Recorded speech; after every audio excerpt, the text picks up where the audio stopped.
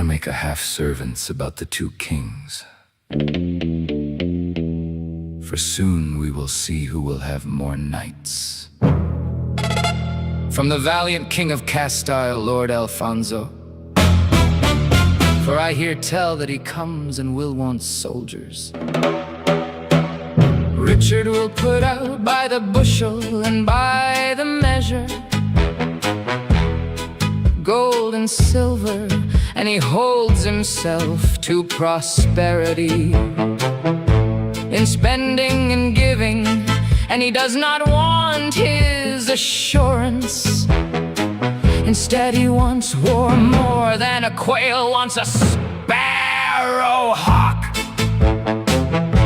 If both kings are worthy and courageous, soon we will see fields strewn with pieces of helmets and shields and swords and saddle bows, and of men split through the torso down to the belts. And in a rage we will see destriers running, and through sides and through chests many a lance, and joy and weeping and grief and happiness. The loss will be great and the gain will be excessive. Trumpets, drums, banners and pennons, and ensigns and white and black horses we will see soon, for the age will be good. For one will take wealth from the usurers, and by roads no pack horse will go by day surely, nor a burgher without doubt, nor a merchant who comes from France. Instead he will be rich who willingly takes. But if the king comes,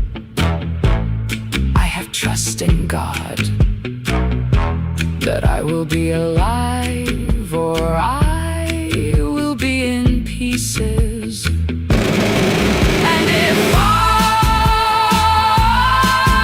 am alive, it will be great prosperity for me.